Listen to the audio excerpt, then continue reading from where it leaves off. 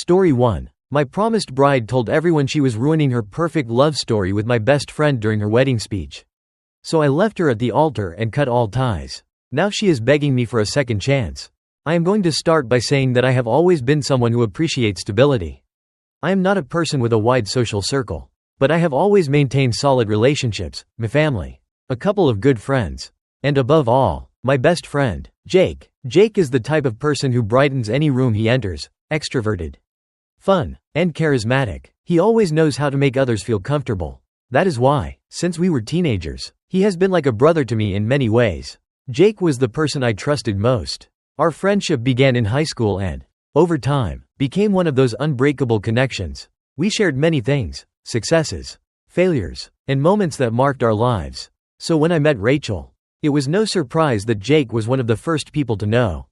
For me, she was special from the beginning, and I was excited for the two most important people in my life to finally meet. I met Rachel 3 years ago at a barbecue hosted by Jake. It was summer, the kind of day where everything seems to shine a little brighter.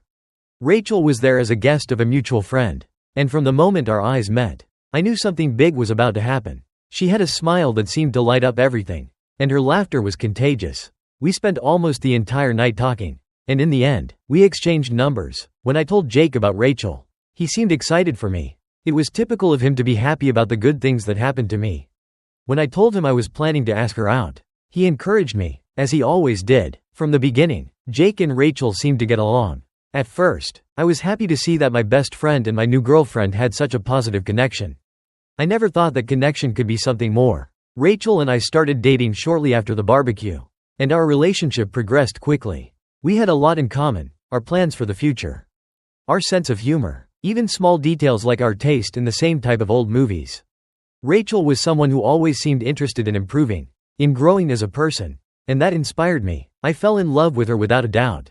In the first year of our relationship, everything was perfect. Rachel and I spent time together, and Jake remained part of our dynamic as a good friend, organizing all sorts of things. I felt lucky to have those two people in my life. But over time, small things began to emerge. Things that I now understand were warning signs. One of the first moments I felt something was out of place was at a dinner we had together.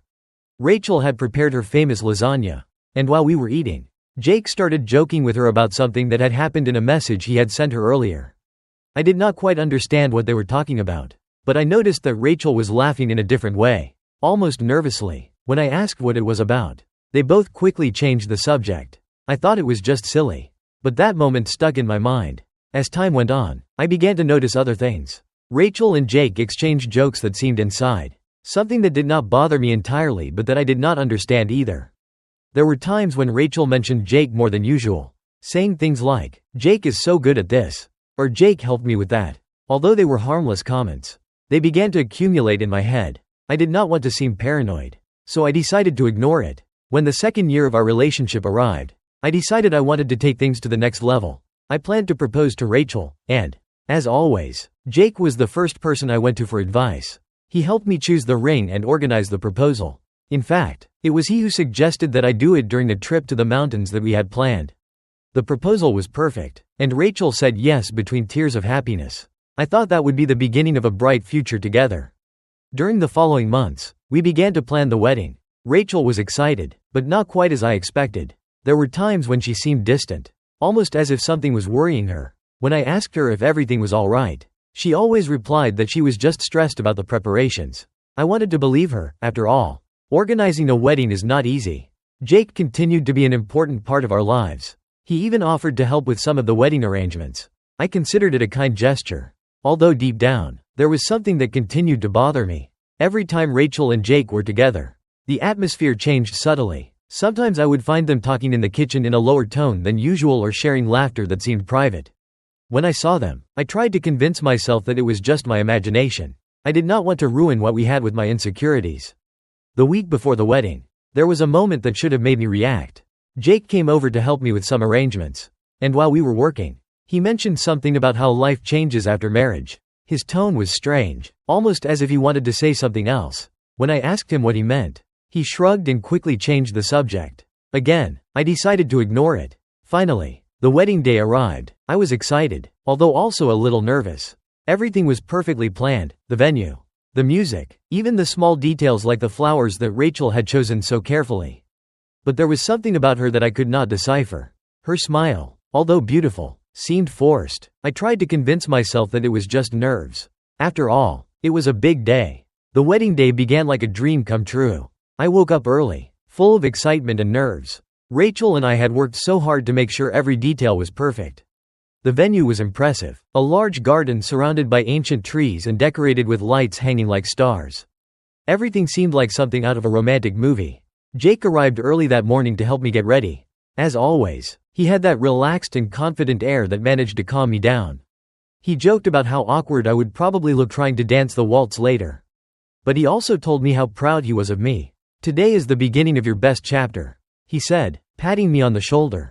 Despite any doubts I had had about Jake and Rachel, at that moment, I felt gratitude for having him there. When it finally came time for the ceremony, everything was perfect. Rachel looked spectacular in her wedding dress, and when she walked towards me down the aisle, I felt like time stood still. As we exchanged vows, everything else faded away. In that moment, everything seemed to be in its place. I thought we were about to start a life together full of happiness. But things started to feel strange during the reception. After the ceremony, Rachel disappeared for a few minutes, saying she needed to touch up her makeup. I did not give it much thought, as it seemed normal. Meanwhile, Jake mingled with the guests, making sure everyone was enjoying themselves. When Rachel returned, I noticed that her expression was different. She seemed distant, even a little tense. I thought about asking her if everything was all right, but I decided not to insist. I assumed it was the nerves of the whole day. The reception was going smoothly, and the time came for the speeches. My father spoke first, with a speech full of affection and pride. Then it was Jake's turn. He went up on stage with a glass in his hand, and, as expected, he made everyone present laugh with a couple of jokes before becoming more serious. "I want to say that this man here, my best friend, is the most loyal and noble person I know," Jake began, looking directly at me. "He has always been there for me, and there is no one in the world who deserves more happiness than him. Rachel, you are lucky to have him. But I also know that he is very lucky to have found you. Congratulations to both of you." The speech was short but emotional, and everyone applauded enthusiastically. I applauded too, grateful to have Jake as my friend. Rachel, however, did not seem so impressed. While Jake returned to his seat, she looked at him in a way I could not understand. It was a mixture of emotions, anger, sadness, and something I could not quite identify. I felt a small knot in my stomach, but I tried to ignore it. It was our special day, and I did not want to let anything ruin it. Later, as the music played and the guests danced, Rachel approached me with an expression I could not interpret. "I need to say a few words," she said. "I thought it would be something nice. A small speech to thank our friends and family for being there." Without thinking much about it, I accompanied her to the stage and handed her the microphone. Rachel began in a calm tone. "I want to thank everyone for being here today," she said, looking at the audience. "This day means a lot to us, and I feel fortunate to have so many loved ones here." Up to that point, everything seemed normal, but then her voice began to tremble. She paused, as if gathering strength to continue. "But I cannot pretend anymore," she said, and suddenly the atmosphere in the room changed. People stopped talking, and all eyes were on her. "I cannot go on without telling the truth." My heart began to beat faster. I looked at Rachel, trying to understand what was happening. But before I could say anything, she continued, "I know that today should be the happiest day of my life," she said, looking at the floor. "But I cannot lie. I cannot marry someone without being honest with myself." She looked up, and to my horror, her gaze turned towards Jake. "For years, I have had feelings for someone else," she said, and at that moment, I felt as if the ground had opened up beneath me. "Jake, I have always been in love with you."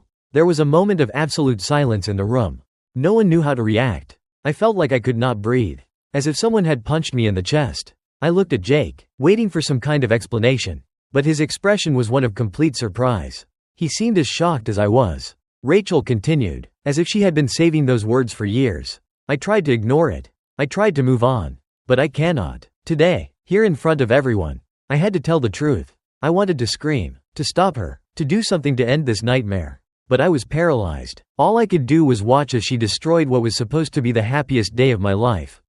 The room erupted in murmurs. Some guests tried to understand what they had just heard, while others looked at me with pity or discomfort. My mother, sitting in the front row, had her hand over her mouth, clearly horrified. Jake finally stood up and approached me. "I swear I did not know anything about this," he said in a low voice. But at that moment, his words meant nothing to me. All I could feel was humiliation, anger, and betrayal. Rachel left the microphone and walked off the stage, disappearing into the crowd. Jake tried to follow her, but I stopped him. "Leave her," I said in a cold voice. "This has nothing to do with you anymore." Without another word, I left the room. Outside, the night was cold, but I did not care. I walked aimlessly, trying to process what had just happened. My mind was full of unanswered questions. How had it come to this? How had I not seen the signs? I went directly to the hotel where I was staying, leaving behind the nightmare that my wedding had become. On the way, I received a torrent of messages and calls from family and friends. But I could not face anyone at that moment. My phone vibrated incessantly, but I ignored it and threw it on the bed. When I finally got to my room, all I could do was sit there in silence while Rachel's words echoed over and over in my mind.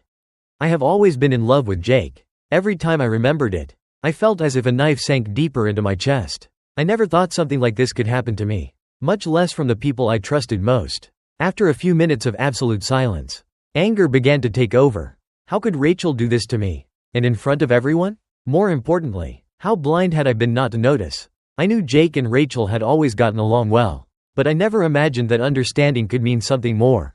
Jake tried to call me several times that night. I did not answer any of his calls. I also received messages from Rachel, although I only read the first few words of one before blocking her. Please let me explain. I did not want to hear her explanations. Nothing she could say would change what she had already done. She had humiliated us both. But above all, she had destroyed my trust. The next morning, I woke up with an intense headache. I was not sure if it was from lack of sleep or from the amount of accumulated emotions. I looked at my phone and saw that the missed calls continued to accumulate. My mother had sent me a long message full of concern, asking me where I was and begging me to call her. My younger sister had also written, saying that she was ready to beat up Rachel if I needed it. Even my father, who was usually more reserved, left me a voicemail telling me that what Rachel had done was unacceptable and that he was on my side. I could not help but feel grateful for my family's support. But at that moment, I did not want to face anyone. Finally, my mother insisted so much that I decided to answer her. I could not bring myself to justify what had happened. "I swear I did not know anything about this," were Jake's first words. His voice sounded sincere, but I could not help but feel distrustful. "How could you not know?" I replied, trying to remain calm, although my voice trembled with contained rage. "Rachel did not say that she had just fallen in love with you. She said that she had been in love with you for years. Did you never notice?" Jake paused, and for a moment, I thought he was going to hang up. Finally, he spoke. "Honestly, no, we always got along, but I never thought it was anything more. If I had suspected anything, I would have said something. I promise." I wanted to believe him, but my mind was flooded with doubt. There were too many moments that now seemed to make more sense. The inside jokes, the looks, the times when Rachel seemed to seek his attention more than mine. How had I not seen all of that before? "And now that?" I asked Jake finally. "What am I supposed to do with all this? She ruined my wedding, humiliated me in front of everyone, and all because she was in love with you. How do you expect me to move on?" "I do not know," he replied with a sincerity that hurt more than it helped. "But what I do know is that I do not want this to destroy our friendship. I am here for you, no matter what happens." I hung up without answering him. As much as I wanted to believe in his support, I could not process what I felt towards him at that moment. Jake had been my best friend for years. But now, every time I thought of him, I associated him with Rachel's betrayal. 2 days after the disaster, I received an unexpected message from one of Rachel's siblings. He asked me to meet with her, saying that she was devastated and needed to explain what had happened. My first instinct was to say no, but a part of me wanted answers. I needed to understand why she had done something so cruel. We met in a cafe far from the city, where I knew we would not find anyone we knew. When Rachel arrived, I could barely look at her. She looked exhausted, her eyes swollen from crying so much. But I did not feel sorry for her at that moment. All I could see was the woman who had destroyed my trust. "Thank you for coming," she said softly, sitting across from me. I did not answer. I simply waited for her to speak. I knew that anything she said would have to be very convincing to change anything. Rachel took a sip of her coffee before starting. "I know what I did was wrong," she finally said. "There are no excuses for what happened at the wedding. But I need you to know that I never wanted to hurt you." "Then why did you do it?" I asked, feeling my anger begin to flare up again. "If you never wanted to hurt me, why did you humiliate me in front of everyone? Why did not you tell me the truth before we got this far?" Rachel took a deep breath, as if struggling to find the right words. "I did not know how to tell you," she admitted. "I tried to ignore my feelings for Jake for years. I thought if I married you, I could get over it. But when the wedding day came, I just could not go through with it. I could not lie to myself or to you. Her words were like stab wounds. Not only had she used our relationship as a way to escape her feelings for Jake, but she had waited until the worst possible moment to tell the truth. I felt a mixture of rage and pain that was difficult to describe. So what do you want from me now? I asked her finally, looking directly into her eyes. Do you expect me to forgive you? Do you expect me to understand that you were confused? Rachel looked down. I do not expect anything, she said softly. I just wanted to apologize. I know there is no way to fix what I did, but I needed you to know that I am very sorry for hurting you.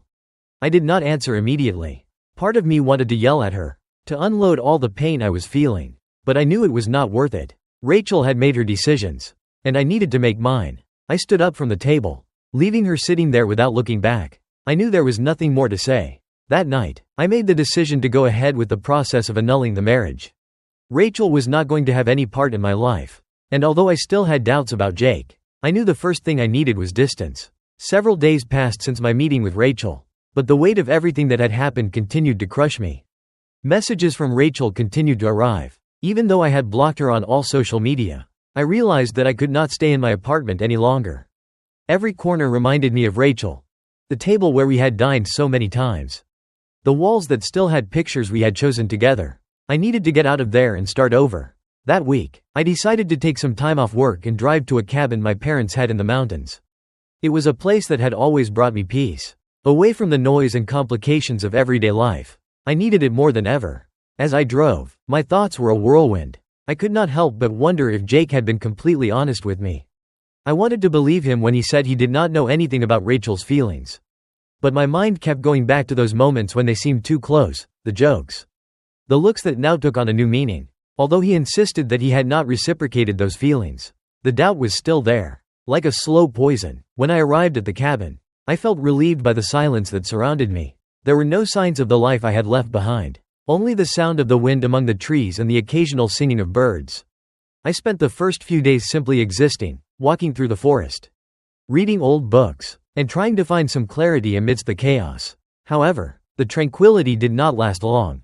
On the fourth day, I received an unexpected call. It was Jake. For a moment, I considered not answering, but there was something in his insistence. In the fact that he kept calling me even after I had ignored him for days. That made me think that maybe he had something else to say. Finally, I answered the phone. What do you want, Jake? I asked, my tone dry and without a trace of the familiarity I used to have when I spoke to him. Please listen to me, he said quickly, as if he feared I was going to hang up. I know you are angry. And you have every right to be. But I need you to know something. I have been thinking about all of this. About Rachel. About what happened. And I think there is something else you need to know. I frowned, feeling a mixture of curiosity and distrust beginning to form inside me. Something else? What do you mean? Jake paused, as if gathering strength to speak. She contacted me a few days ago. He finally confessed. She sent me a message saying that she wanted to talk to me. That she needed to clarify things. My heart sped up. And what did you do? I asked, my voice louder than I had intended. I did not answer her. Jake said quickly, I want you to know that. I do not want anything to do with her. I never wanted anything to do with her. But I think you need to know that she keeps insisting. Not just with you, but with me too. I felt as if my stomach twisted. To think that Rachel would have the audacity to try to contact Jake after everything she had done. But at the same time, I did not know what to think about the fact that Jake was telling me this now. Was it because he wanted to be honest? Or because there was something else behind it? Then why are you telling me this? I asked finally. What do you expect me to do with this information? Because I want you to know that I am on your side. Jake replied, his voice full of urgency. I know what happened at the wedding was a disaster. And I understand that you are angry with me. But I never wanted to hurt you. And I would never do anything to betray you. I want to help you get through this. If you let me. His words hit me like a wave. Part of me wanted to believe him. Wanted to recover that connection we had had for so many years. But another part, the one that was still hurt, could not ignore the doubts that had accumulated since the wedding. I need time. Jake, I said finally. I do not know if I can trust you like I did before. But I appreciate you telling me this. Jake seemed to accept my answer. Although his tone reflected a mixture of relief and sadness. I understand, he said. I just want you to know that I am here if you need anything. After hanging up, I sat in silence for a long time, trying to process what I had just heard. Jake claimed to be on my side. But could I trust that? Could I leave behind the doubts and rebuild our friendship after what had happened? While I was trying to decide how to handle the situation with Jake, I received another unexpected blow. My sister called me to tell me something she had heard through one of the wedding guests. Apparently, Rachel had started to tell a completely different version of events. According to her, I had been the one who misinterpreted her words during the speech. She is saying that she was not in love with Jake, my sister said, clearly furious. She says she was only expressing admiration for him, and that you overreacted. I felt my blood boil. How could Rachel have the nerve to say something like that? Did she think she could erase what she had said in front of everyone simply by changing the narrative? It is a lie, I said, my voice full of anger. Everyone heard what she said. She cannot simply invent another version of events. I know, my sister replied, but I wanted you to know what she is saying. People are starting to wonder what really happened. This new twist made me realize something important. I could not let Rachel control the narrative. I had been publicly humiliated, but I was not going to allow her to distort the facts to save her reputation. That night, I decided it was time to return. I could not stay in the cabin in isolation while Rachel tried to manipulate the situation. I needed to face her, face Jake, and face the consequences of what had happened. But I also knew that I had to do it carefully. I wanted to make sure that my version of events was clear, without leaving room for misunderstanding. The first thing I did when I returned was talk to my parents. I told them everything I knew, including what Jake had confessed to me about Rachel's attempts to contact him. Their reactions were anger and support. I knew that no matter what happened, they would be by my side. Then I started contacting some of the wedding guests, people I knew might have heard the rumors. I wanted to make sure they understood exactly what had happened, without leaving room for Rachel's lies. As I began to rebuild my life, I also realized that I needed to resolve what I felt towards Jake. I could not continue living with doubt. I knew that sooner or later I would have to make a decision about our friendship. Back in the city, I realized that I could not simply pick up my life as if nothing had happened. The weight of the wedding events was still there, but I also knew that I could not let that experience define the rest of my life. I needed definitive answers, and more importantly, closure for everything that had happened. I decided to start with Jake. Our friendship had been one of the most important constants in my life. And if there was any chance of saving it, I needed to confront our doubts and differences face to face. Jake and I met in a park near my house. It was a quiet place, perfect for such a delicate conversation. When he arrived, he looked tired, almost as worn out as I was. He sat in silence for a moment before speaking. "Thank you for coming," he said finally. "I know you have a lot of questions. I want to be completely honest with you because this friendship means too much to me to let it end like this." I nodded, although I maintained a certain emotional distance. "I just need to know one thing. Jake," I began, "did you ever reciprocate Rachel's feelings? Or did you suspect she was in love with you before the wedding?" Jake shook his head immediately. "I never reciprocated her feelings. And to be honest, I never suspected she was in love with me. I thought we were just close friends. And I always assumed she was as committed to you as you were to her." He paused, as if carefully choosing his words. "But looking back, there are things that now seem more obvious. The way she sought my attention. The times she insisted we see each other even when you were not around. I think I just did not want to see it. I did not want to imagine that something like that could be true. I wanted to believe him. His sincerity seemed genuine, and his tone was one of regret rather than excuses. But I still had doubts. Then why did not you say anything when you noticed those signs?" I asked, my voice full of frustration. Maybe all this could have been avoided. Jake sighed, lowering his gaze, "Because I never thought it was anything serious. And because I did not want to ruin what you had with her. I knew how much you loved her, and I did not want to get in the middle. Now I realized that was a mistake." We sat in silence for a moment, letting his words sink in. Finally, I decided that I needed to make a decision. I could cling to resentment and doubt, or I could try to rebuild what was left of our friendship. "I want to believe you, Jake," I said finally, "but it is going to take time. This is not something that can be fixed overnight." Jake nodded with an expression of relief mixed with sadness. "I understand," he said. "I am willing to wait as long as you need." With that, we left the conversation there. It was not complete closure, but it was a step forward. Meanwhile, the rumors that Rachel had started continued to spread. Several people started contacting me, some expressing their support, others wanting to know my side of the story. Although it bothered me to have to defend myself, I decided it was best to clarify things directly. I organized an informal meeting with some close friends and family who had been present at the wedding. I told them exactly what had happened, including Rachel's confession and how she tried to change the narrative afterwards. I also mentioned her attempt to contact Jake, making sure they understood that he had not reciprocated her feelings. My mother, who had been furious from the beginning, took the opportunity to make it clear that our family would not tolerate any attempt by Rachel to defame me. She lost her chance to explain herself when she decided to humiliate you in public. She said, now she is just trying to save her reputation. But we all know what really happened. Fortunately, most people understood my version and showed solidarity with me. Even those who had initially doubted began to see Rachel in a new light. Over time, the rumors died down, although I knew they would never completely disappear. A few days later, I received an email from Rachel. She had tried to contact me in many ways, but until then I had ignored all her attempts. However, this time I decided to read it. I wanted to know what else she had to say before closing that chapter forever. The message was long and full of apologies. Rachel admitted to having handled everything in the worst possible way, but also insisted that she had never planned to hurt me. She said that her confession at the wedding had been a spur-of-the-moment impulse, and that she now deeply regretted it. But what caught my attention most was one line in particular. I hope that someday you can forgive me. But I also understand if you never do. I just want you to know that I always wanted the best for you, even if I failed miserably in showing it. For a moment, I considered replying, but in the end, I decided not to. There was nothing more to say. Rachel had made her decisions, and I had made mine. The best thing for both of us was to move on separate paths. The following months were a process of rebuilding. I began to focus on my work, my friends, and my family. Although there were still days when the memories of the wedding haunted me, I slowly began to feel more like myself again. Jake and I continued talking. Although our friendship never went back to being exactly the same, there was a distance between us that did not exist before. But we were both committed to rebuilding what we could. Most importantly, I learned to set boundaries and trust my instincts. If anything good came out of this experience, it was that I understood the value of surrounding myself with people who truly respect and value me. Story 2. My wife accommodated her entire family in our house without consulting me.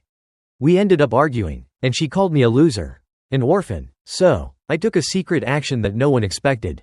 My wife Andrea, 29F, and I, 32M, have been together for 6 years, married for the last 2. Our relationship had always been quite good except for one constant issue: her family.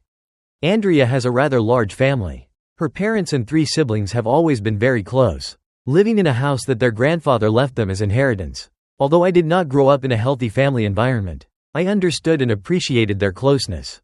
However, in the last few months, I had started to feel distant from them. They constantly pressured Andrea and me to have children, something we had made clear we were not ready to do. Despite our refusals, every time we visited them or they visited us, the topic arose again and again. Andrea insisted that they meant well, but for me their insistence was frustrating. More than that, it made me feel that they did not respect our decisions. Of course, I wanted to talk to them about it, but Andrea preferred to avoid conflict and said it was better to leave things as they were. Everything came to a head 2 weeks ago when a fire destroyed her family's house. Although the reconstruction was covered by insurance, they would need a place to stay for several months. The insurance would only provide temporary accommodation for 2 weeks, and after that, they would have to pay themselves. That was when Andrea, without consulting me, invited them to stay at our house. Not only her parents, but also her 3 siblings. All adults in their 20s and employed with stable incomes. I understand that in the current economy, it can be difficult for many to find their own place. But what I did not understand was why her siblings could not seek temporary accommodation on their own. When I found out what Andrea had decided, I was stunned. Having her parents live with us would be a challenge, but something manageable. However, maintaining her entire family, 7 adults in total, was completely unfeasible, not only because of space, but also because of finances. I expressed my concern to Andrea, but she refused to reconsider. She argued that it was her family and that she could not simply leave them on the street. Furthermore, she had already promised them that they would not have to pay anything while they were with us. This seemed completely irresponsible to me. Our finances could barely support ourselves and her parents, much less 3 other adults who could and should find other solutions. The discussion escalated quickly. Andrea called me selfish for not wanting to help them in such a difficult time. But I felt I was being reasonable. It was not about not wanting to help, but about not being able to do so without destroying our own finances. I tried to stay calm, but when I tried to explain that her siblings were perfectly capable of finding their own accommodation, Andrea simply ignored me. Finally, she lost her temper and hurled something at me that left me devastated. She called me a worthless orphan. Those words hit me harder than I could have imagined. I lost my parents in a car accident when I was 9 years old. From then on, I was raised by relatives who never treated me as a priority until a great uncle adopted me at age 13. Although he gave me a home, there was never a true emotional connection. I lost my uncle a couple of years ago, And since then, I have no father figure or a place that I can truly call home. Andrea knew how painful it was for me to talk about my past. And using it against me was a low blow. I locked myself in my office and did not say another word that night. I hoped that she would at least apologize or try to talk to me the next day. But she did not. She went to work as if nothing had happened. That was when I decided I had to make a drastic decision. That morning, while Andrea was at work, I decided to stay home and set in motion a plan I had been considering since our argument. I called the landlord and informed him that I wanted to terminate the lease as soon as possible. He agreed to start the process, although he reminded me that Andrea would also have to agree since we were both leaseholders. However, as I was the one who had handled most of the payments and communication, I was sure I could do it without immediate problems. While I was talking to the landlord, I started packing my things. I only took the essentials, clothes, important documents, and some personal items that I could not leave behind. I was not sure how long I would be away, or if I would ever return. That afternoon, I went to a close friend's house, who offered to host me while I solved my problems. The following days were strange. Andrea did not call or text me, which only confirmed my worst fears. What she had said in our fight was not a simple outburst, but something she truly felt. This hurt me more than I expected. I had bet so much on our relationship, believing we had a solid connection. But now I felt like a stranger in her life. 5 days passed before Andrea finally called me, but it was not to apologize. She contacted me because the landlord informed her that I had initiated the process to terminate the lease.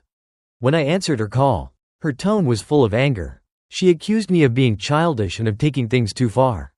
According to her, my decision to leave the house had put the whole family in a difficult situation. Why did not you tell me anything? What am I supposed to do now? I cannot pay the rent alone. She yelled at me on the phone. I replied calmly but firmly. Andrea, I could not continue living in a house where my opinions and feelings are not respected. I canceled the contract because it did not make sense to maintain a situation where I was the last to be consulted, much less valued. Then something unexpected happened. Andrea started to cry. Her voice changed tone and, amid sobs, she confessed that she had spoken to her family after our fight. She had told them that only her parents could stay and that her siblings would have to find accommodation on their own. Her family, far from thanking her, reacted badly. Her siblings were furious at having to look for another place. And her parents could not believe that Andrea broke her word. They fought with me. Diego, my own family treated me as if I had betrayed them. But I did it because I understood what you said. What you said was right. I could not expect you to carry all this alone. But by the time I understood it, you were no longer here. The confession left me speechless.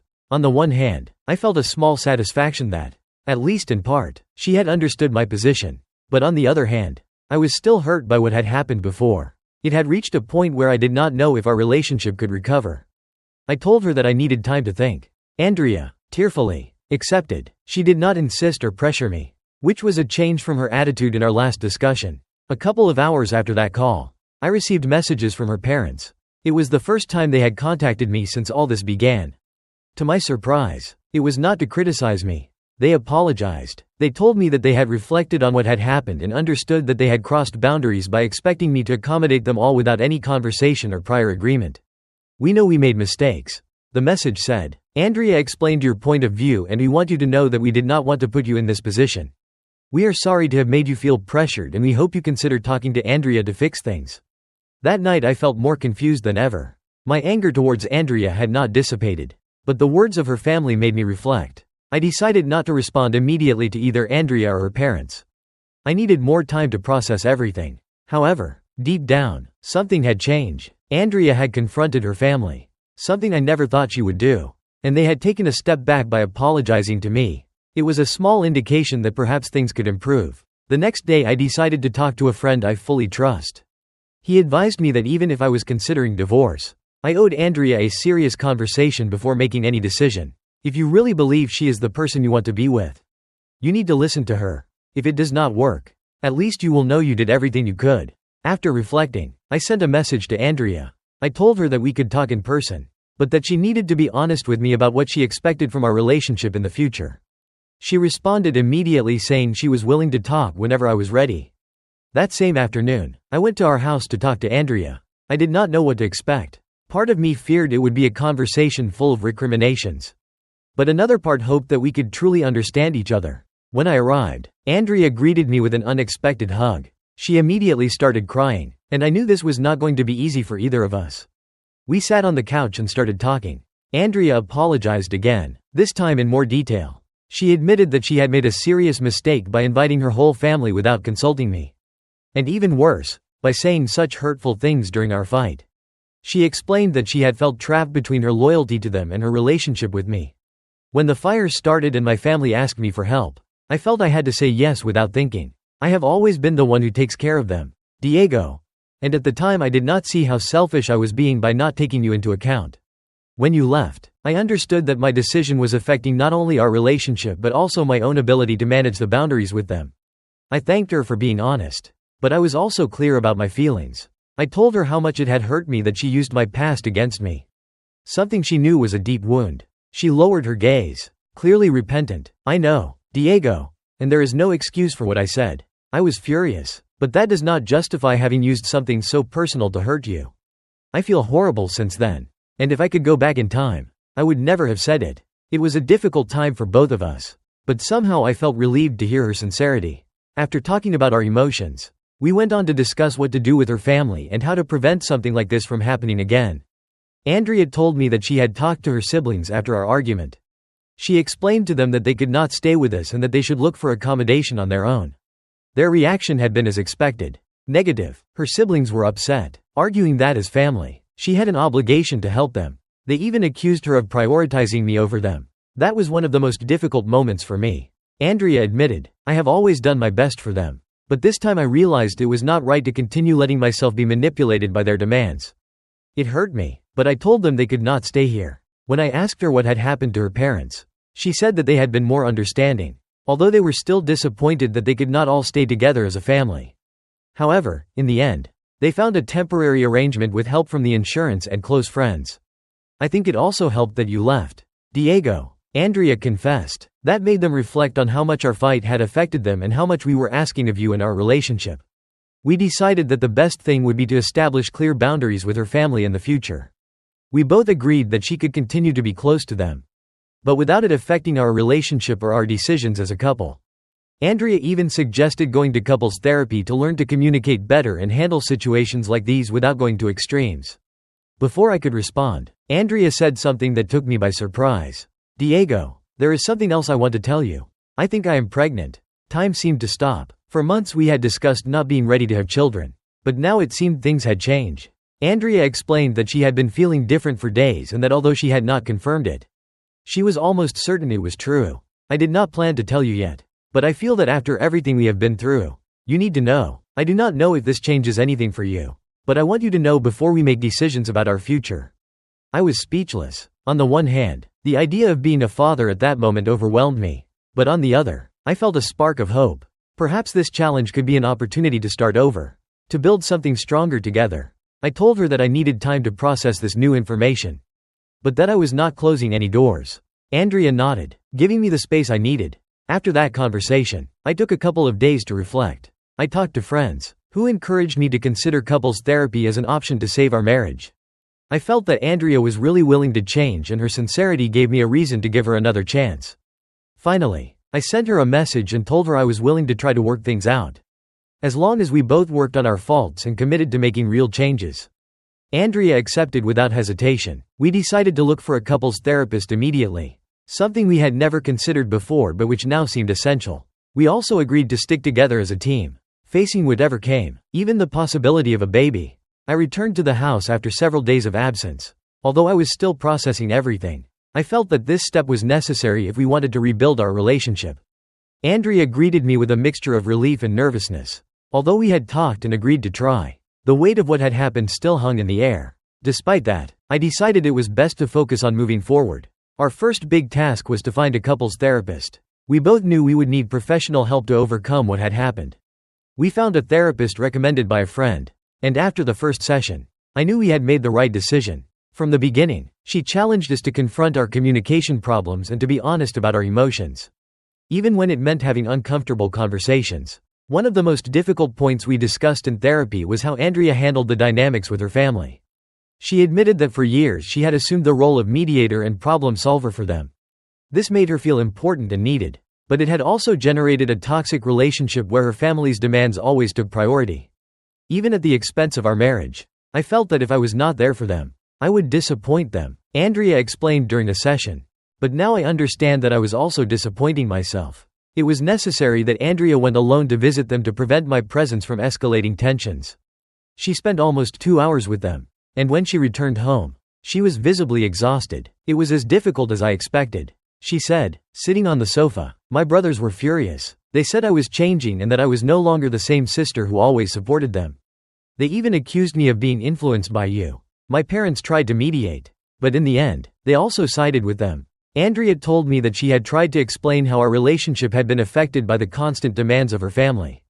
But they did not want to listen. When she asked them to respect her boundaries and understand that our relationship should be a priority, the conversation turned bitter. Her siblings declared that if she wanted to distance herself from them, they would do the same. They told me that if that is what I want, they will keep the boundaries for real, without talking to me anymore. Andrea explained with a mixture of sadness and resignation. I do not know if they were serious or if they just wanted to manipulate me. But I told them that I will do what I need to protect our relationship, even if it means losing contact with them for a while. Although she was hurt, Andrea also felt proud of having stood firm. For the first time, she had prioritized our relationship over her need to meet her family's expectations. I also felt relieved to see that she was willing to work on the problems that had led us to this point. A week later, Andrea confirmed what we suspected. She was pregnant, although we had already discussed it. The certainty made everything feel more real. Instead of feeling fear or uncertainty, we were both excited. Perhaps the therapy sessions had helped us strengthen our relationship, or perhaps the prospect of being parents gave us something positive to focus on. We decided to wait before announcing it to our families. We knew that the pregnancy could open new tensions with her family, and we wanted to make sure we were completely prepared before facing that conversation. Shortly after that, they contacted Andrea again. First, her parents called her to apologize for how they had handled the situation. Although they were still upset, they acknowledged that their reaction had been exaggerated and that they wanted to fix things. I think it hurt them more than they wanted to admit that I stood firm. Andrea told me after talking to them, but they also realized that if we continued to be estranged, they could lose something bigger. We did not mention the pregnancy in that conversation, and Andrea made it clear to them that although she was willing to work on her relationship with them, she was not going to tolerate disrespect towards our life as a couple. Her siblings, on the other hand, had not yet tried to contact her. We knew it could take time and we decided not to force reconciliation. Andrea felt that she had done the right thing by setting boundaries, and I fully supported her decision. As tensions with her family slowly subsided, Andrea and I began to adapt to our new reality, the pregnancy. Although unexpected, it united us in ways we would not have imagined. Now we were focused on building a future together, one in which we both felt that we were a team. We continued attending couples therapy, which helped us face small conflicts before they became major problems. We also learned to communicate better and to express our needs without fear of judgment or rejection. Andrea, for her part, was working on separating her identity from the expectations of her family. Although the process was difficult, each small step made her feel stronger and more self-assured. A few months passed and Andrea and I continued to strengthen our relationship as we prepared for the arrival of the baby. Couples therapy continued to be a fundamental part of our progress. It had taught us to be more open and to face difficulties as a team instead of confronting each other. Even though there were still wounds to heal, we felt that we had made enormous progress since our initial fight.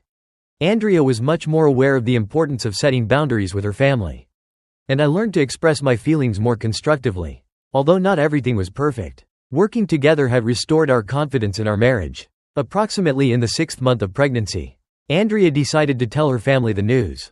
We had kept the pregnancy a secret during all this time because we wanted to be emotionally prepared for any reaction.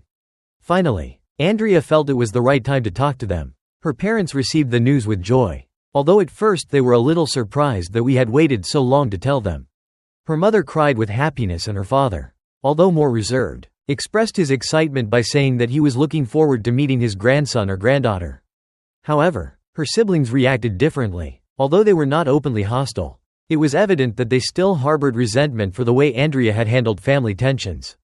One of them even commented sarcastically, "Well, at least now we know why you left us aside." Andrea was not intimidated. For the first time, she responded firmly, saying, "I did not leave you aside. I simply learned to set limits. And if you cannot respect that, it will be difficult for us to have a healthy relationship, especially now that I am starting my own family." That answer silenced any other negative comments. Although the relationship with her siblings remained tense, Andrea felt she was finally taking control of her life. As the pregnancy progressed, Andrea and I began to reflect on how we wanted to raise our child. This conversation led us to talk about the values we wanted to transmit and the lessons we had learned from our own families. For me, it was an emotional moment, as I could not help but think about my parents and how I would have liked them to be present to see this new stage of my life. Andrea, for her part, acknowledged that her relationship with her family had taught her how important it was to respect boundaries and prioritize the needs of our little family over anything else. We agreed that although we wanted our child to have a close relationship with their grandparents and uncles, we would not allow toxic dynamics to infiltrate our parenting. Finally, the day came when Andrea gave birth. It was a moment full of intense emotions. Everything we had been through in the last year seemed to vanish when holding our baby for the first time. It was a girl, and we decided to name her Sophia. The first days at home were challenging, but beautiful. We were both exhausted, but there was a renewed joy in our relationship. Although there were still aspects to resolve with her family, now we had something bigger that united us. A week after the birth, Andrea's parents came to visit us. They were excited to meet Sophia. Although there was some awkwardness at first, the happiness for the baby seemed to soften the tensions. Her siblings, however, did not show up, something that Andrea had expected but that did not hurt her as much as she feared. If they want to be part of Sophia's life, they will have to do it under our terms, she told me that night. I am not going to allow them to cross boundaries again like before. I felt proud of her. She had come a long way from the time when she prioritized her family's expectations over our relationship. Now she was more focused on what really mattered, our family. Story 3. My sister had the audacity to demand my apartment shortly after I lost my girlfriend. And to make matters worse, my own family turned against me and treated me like a villain. I cannot stop thinking about what has happened. And honestly, I need someone to tell me if I am wrong. My whole family seems to be against me, and I cannot understand how I became the bad guy in this situation. My name is Mateo. I am 26 years old, and until a few months ago, I was engaged to the woman of my life, Sophia. She was everything to me. We met in college. After a few years of dating, we decided to move in together. We lived in a small apartment in Portland, a place we had decorated together, full of details that reflected who we were as a couple. It was perfect, cozy, in a quiet neighborhood, and with a beautiful view from the balcony. There, we planned to start our life together. We dreamed of the future and talked about starting a family. Everything was ideal until it was not. 6 months ago, my life fell apart. Sophia died in a traffic accident. It was one of those tragedies that one never expects. That seems taken from a movie. I was coming home from work when a drunk driver invaded her lane and crashed head-on into her car. The impact was lethal. When I received the call from the police, I felt the world stop. It was as if all the air had disappeared from the room. I do not remember much after that, except the feeling of emptiness that invaded me. My life, my plans, my happiness, everything was gone with her. After her death, the apartment became my refuge. Every corner of the place reminded me of Sophia. The way she folded the blankets on the sofa. The plants she insisted on caring for even though they almost all died. And the paintings on the walls that she had painted herself. It was the only space where I still felt her presence. Where I could close my eyes and remember her laughter or imagine that she was still there with me. That apartment was my home, my anchor in a world that had become chaotic and dark. My family, on the other hand, was not the support I expected. My relationship with them, especially with my mother, has always been complicated, ever since I was a child. It was clear that my younger sister, Clara, was her favorite. Do not get me wrong. It is not that I expected to be the favorite. But my mother's favoritism towards Clara was so evident that it was impossible to ignore. If I did something well, I would receive a good, keep it up. If Clara did something basic, like graduating, my mother would organize a party. It was that kind of family dynamic where, even if you try hard, you are never enough. After losing Sophia, I thought things would be different. That my mother could show some empathy or real support. At first, she seemed to be more present. She called me more often, even came to visit me several times. It surprised me because she had never been particularly attentive to me. I thought that maybe she was trying to reconnect with me, to make up for years of indifference. But I soon realized that there was something else behind all of that. One day, a few weeks ago, my mother came to the apartment. She had that we need to talk look. So I assumed it was a serious conversation about how I was coping with Sophia's loss. But no, what happened next left me completely stunned. First, she started with a superficial chat about Clara, my 23-year-old sister. She told me that she was having a difficult pregnancy. That her boyfriend, with whom she lives at my mother's house, was not being very helpful, and that they were looking for solutions. I did not pay much attention. To be honest, I was just nodding, saying things like that is bad and I hope things get better. But then came the real reason for her visit. Matteo, we were thinking, now that Sofia is gone, why did not you leave the apartment to your sister? You could look for a smaller place or even come back home for a while. That way, you would be close to the family while you recover from all of this. I froze. I literally did not know how to respond. Now that Sofia is gone, those words echoed in my head. My mother was saying this as if my fiancé's death was some kind of opportunity for Clara. As if suddenly the apartment I shared with the love of my life had become a wasted space that someone else should take advantage of. I finally managed to say something. And what am I supposed to do? Where would I live? My mother's response was even worse than I expected. You could stay here while you find something else. Or better yet, come back home. That way we could support you more closely. She said it as if she was doing me a gigantic favor. As if her offer of help was something altruistic and not a blatant maneuver to take advantage of my situation. I tried to explain how important that apartment was to me, how every corner was full of memories of Sofia, and that I was not ready to leave it. But she would not listen. According to her, I was being selfish. Clara needs this place more than you. She said, she is pregnant. Matteo, you do not need so much space. That phrase, you do not need so much space, stuck with me, as if my emotional needs, my grief, my life were less important because there was no baby involved. My mother always had a special ability to minimize what mattered to me. But this was another level.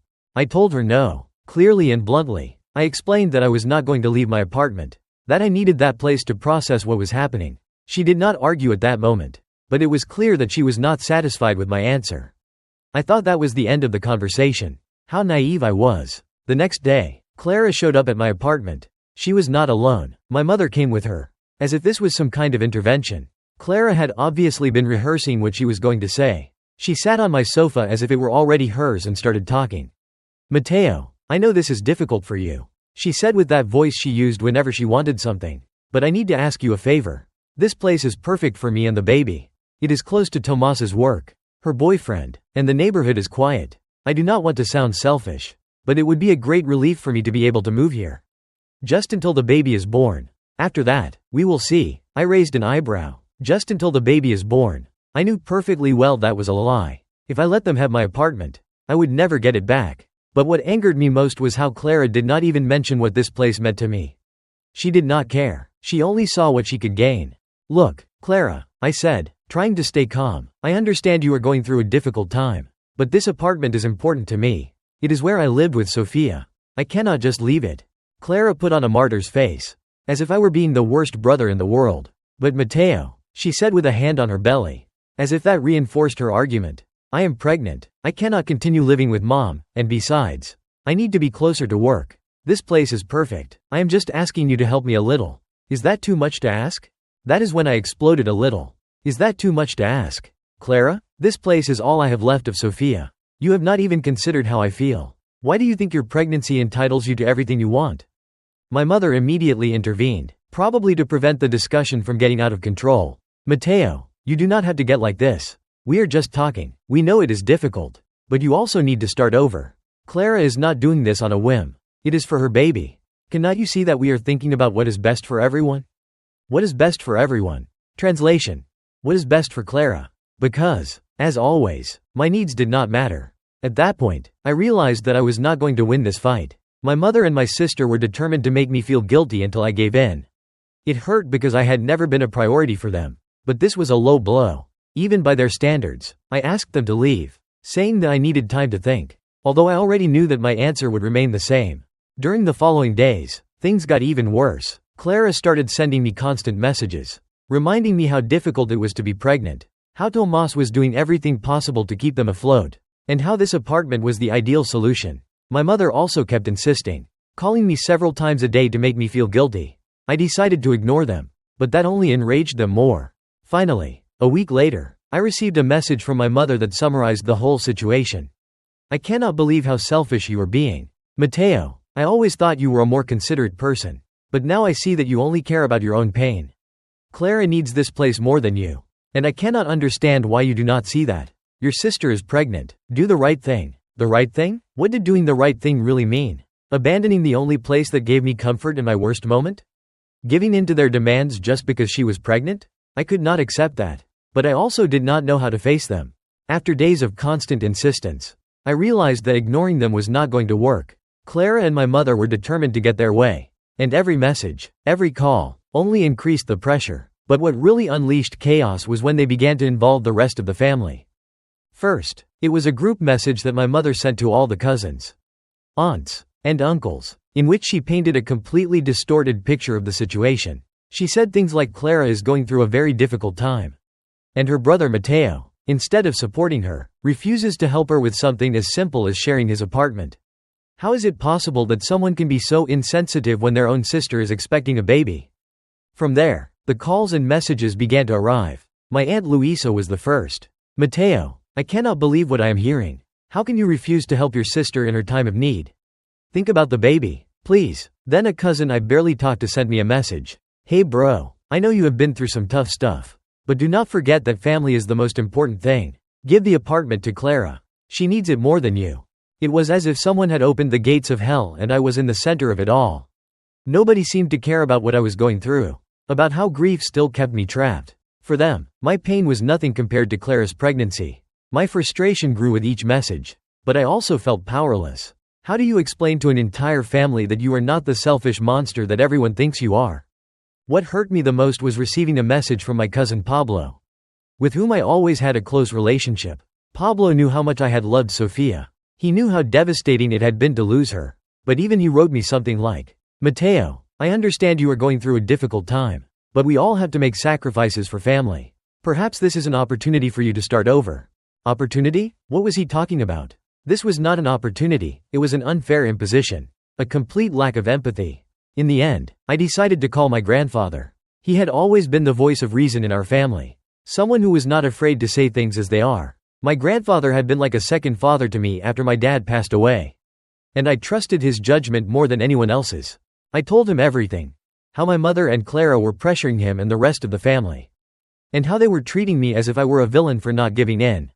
My grandfather listened to everything without interrupting me. But I could notice his anger by the way he breathed harder when I told him about my mother's manipulations. When I finished, he was silent for a few seconds before saying, Matteo, this is unacceptable. You do not have to justify yourself to anyone. That apartment is yours, and it is your place of mourning. Those women have no right to ask you to abandon it. I felt immediate relief upon hearing those words. Someone finally understood what was happening. But the relief was short-lived because my grandfather was not willing to stand idly by. He told me he was going to resolve this. And although I tried to convince him not to get involved, he would not listen. Enough of their abuses, he said. It is time they learn that they cannot walk all over you just because you do not complain. That same afternoon, my grandfather called my mother. I do not know exactly what he said to her. But a few hours later, I received a furious call from her. As soon as I answered, she started yelling at me. How dare you involve your grandfather in this? You have no idea what you have just done. She accused me of being ungrateful, of not valuing family. And she told me that Clara was crying inconsolably because her own brother did not want to help her. I tried to explain that I had not called my grandfather to intervene. That I just needed to talk to someone who understood me. But it was no use. My mother was convinced that I had set this whole thing up to make Clara and her look bad. I felt defeated because I no longer knew how to handle the situation. No matter what I said, I would always be the bad guy. But things escalated even further the next day. My grandfather blocked the credit cards my mother used and sent her a clear message. If you can pressure your son to leave his home while he is grieving, then you do not need my financial support. It is time you learn to live on your own. I found out because my mother called me again, furious, accusing me of having manipulated my grandfather into making that decision. But the truth is, I did not even know that he was still supporting her financially. It was then that my grandfather explained something to me that left me stunned. For years, he had been covering many of my mother's expenses. Even after Clara and I became adults. The house where she lived, her credit cards, even some of Clara's pregnancy expenses, all came from my grandfather. I never knew because he never wanted it to affect my relationship with my mother. But now, after what happened with the apartment, he had decided that enough was enough. They have always lived as if the world owed them something. My grandfather told me, and I was complicit in allowing it. But no more. I am proud of you, Matteo, for standing your ground. Do not let them make you feel guilty. Despite his words, the guilt still weighed on me. As much as I tried to justify myself, there was a part of me that wondered if I was being selfish. Should I give up the apartment? Should I apologize to Clara and my mother to restore peace? The noise of the constant messages and calls did not help. My family kept bombarding me, accusing me of being cruel, of having left my pregnant sister without support. When I thought things could not get any worse, my mother and Clara took the situation to the next level. Since their direct manipulations were not working with me, they started a smear campaign on social media. One morning, I opened my phone and found multiple notifications from relatives and friends who had tagged me in posts made by my mother and my sister. They had written long messages full of lies, where they told their distorted version of the story. In one post, my mother wrote, "It is heartbreaking to see how a son can turn his back on his own family. My daughter Clara, 7 months pregnant, only asked for a little help, a safe place to live while she prepares for the arrival of her baby. But her brother Matteo refuses to give up an apartment that he clearly no longer needs. How can someone be so insensitive? As a mother, it hurts me deeply to see the lack of solidarity and compassion in my own son." For her part, Clara posted something even more dramatic. "Today I have cried more than ever. I am physically and emotionally exhausted. All I want is a place where I can raise my baby in peace. But my own brother has closed the doors in my face. I do not know how someone can be so cold with a pregnant woman. I am disappointed, broken. I only want the best for my baby. But it seems that I cannot even count on my own family." These posts went viral among our circle of acquaintances and relatives in a matter of hours. The comments started pouring in. "How can you be so selfish? Matteo, your sister is pregnant. You have no heart. Stop clinging to the past and help your family." Even people I did not know began to send me private messages, insulting me and calling me horrible things. It was too much. I could not continue ignoring it. I decided to confront my mother and Clara directly. I called them and asked them to come to the apartment to talk in person. I wanted to put an end to this once and for all. When they arrived, Clara seemed completely prepared for another round of emotional manipulation. She came in holding her belly with a victim expression that was clearly intended to make me feel guilty. My mother, on the other hand, had a look of superiority, as if she was sure that after all the pressure, I was finally going to give in. I made them sit in the living room and told them that I needed to talk without interruptions. I started calmly, explaining how important this place was to me, how every corner of the apartment reminded me of Sophia, and how it was my only refuge in the midst of pain. But it did not take long for me to change my tone because it was obvious that they were not listening. "You know what?" I said, raising my voice a little. "I am sick of it always being about Clara. Always. Since we were kids, everything revolved around her, and I never mattered. But now you have crossed a line. I am dealing with the loss of Sophia, and instead of supporting me, you have turned this into an excuse to take away the only thing I have left of her. How can you justify something like that?" Clara rushed to respond, putting on the victim role that she also played well. "Matteo, it is not that we do not care about your pain, but I am also going through a lot. I am pregnant, and I am just asking for a little help. Is that so terrible?" "Yes, Clara," I replied. "It is terrible when, for you to be comfortable, I have to sacrifice my peace of mind. Have you even stopped to think about what you are asking of me? Because it seems that the only thing that matters here is what you need." My mother intervened then with that condescending tone she always used when she wanted to feel superior. "Matteo, we are talking about family. Sometimes you have to make sacrifices for others. Clara is expecting a baby. You are young, you can overcome this. It is not the end of the world."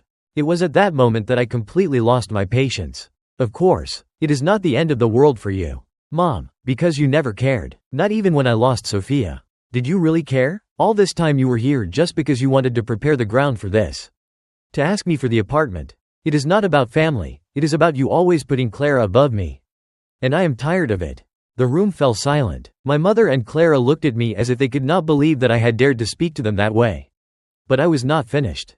"You know what? I do not care what you say anymore. I am not going to give you this apartment. And if you continue with this absurd campaign on social media, I will have no problem telling my full version, with all the details, so that people can see who you really are." After that conversation, they left furious. My mother accused me of being ungrateful and said that I would regret treating my family that way. Clara did not say anything, but her look was enough to know that she was not going to give up so easily. For the first time in years, I felt that I had truly defended my position, but I knew the battle was not over. That night, I called my grandfather to tell him what had happened. His answer was simple: "You did the right thing. Matteo, they need to learn that they cannot always manipulate others. And if they decide to continue attacking you, I will be here to back you up." However, my family did not stop. During the following days, they continued posting things on social media. But this time, several people began to defend me. Some of my cousins and friends started responding to their posts, questioning their version of events and pointing out how insensitive they were being to me. Even some older relatives who had been on the sidelines began to support me privately, saying that they understood my position. This angered my mother and Clara even more. I received more messages, more calls, but this time I ignored them. I no longer had the energy to continue arguing. My grandfather was right. They would never learn if I kept giving in. I had made a decision and was not going to back down. After days of tension, ignored messages, and the echo of my family attacking me on social media, the situation began to calm down. But it was not because my mother and Clara had decided to give me a break. It was because the responses they were receiving to their posts were no longer what they expected.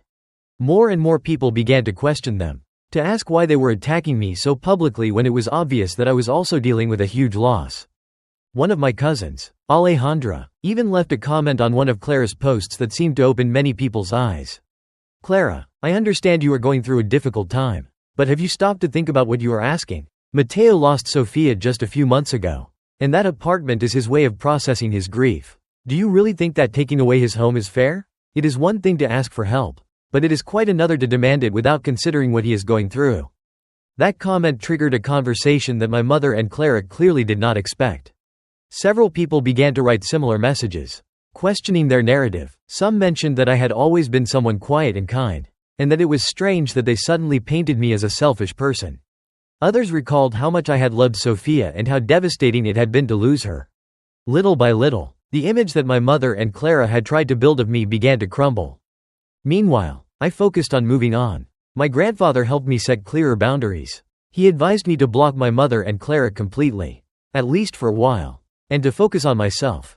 At first, it was difficult for me to do it. Blocking your own family is not easy, but I realized that I could no longer continue dealing with their toxicity.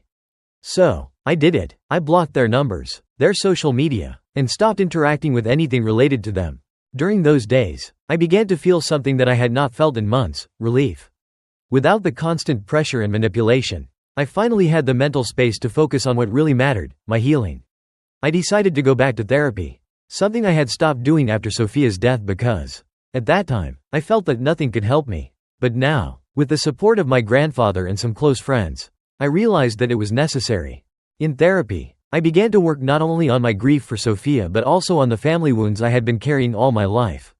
Talking about my mother's favoritism towards Clara, about how I had always felt less important, was painful, but also liberating. My therapist helped me understand that it was not my fault, that I was not being selfish by defending the little I had left of Sofia, and that it was valid to prioritize my well-being over the demands of others. Meanwhile, my grandfather continued to support me in ways I did not expect. One day, while we were having coffee at his house, he said something to me that I will never forget. "Mateo, you have been through more than anyone should have to endure at your age. But I am proud of you because you did not let them take away your dignity. That strength you are showing now is what will take you far in life." It was then that I decided it was time to start over. But in my own way, I started looking for work in other cities. I had always wanted to explore new horizons, but I had never felt ready to leave Portland. Now, after everything that had happened, I felt it was the perfect time to try. I applied for several positions, and within a few weeks, I received an offer in Seattle at a company that offered me a much better position than the one I had at the time. Moving was not an easy decision. The apartment was still my refuge, my connection to Sofia, but instead of seeing it as a loss, I decided to see it as an opportunity to take her with me wherever I went. I packed the letters, photos, and memories in a special box and promised that they would always be a part of my life, no matter where I was. The day I handed over the keys to the apartment was bittersweet. I stayed for a few minutes in the living room, looking at the empty walls and remembering all the happy moments we had shared there. But I also felt a kind of peace, as if Sofia was telling me that it was okay to move on. After moving to Seattle, things started to improve. My new job kept me busy, and little by little, I started to make new friends. I kept in touch with my grandfather, who was always willing to listen to me and give me his support.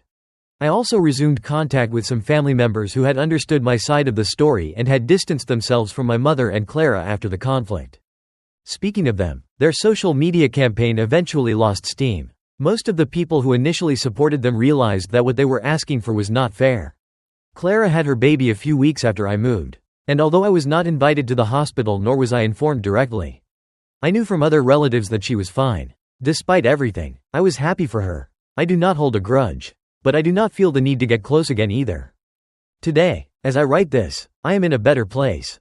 I still miss Sophia every day. But I have learned that moving on does not mean forgetting her, but honoring her by living the life we both dreamed of. I know she would be proud of me for having defended what was important and for moving on despite everything. Story 4. When my father remarried, he kicked me out because I represented a living reminder of his past mistakes. Then, I told someone how my parents had treated me throughout the years. And now my father is losing everything. My life changed drastically in a matter of weeks.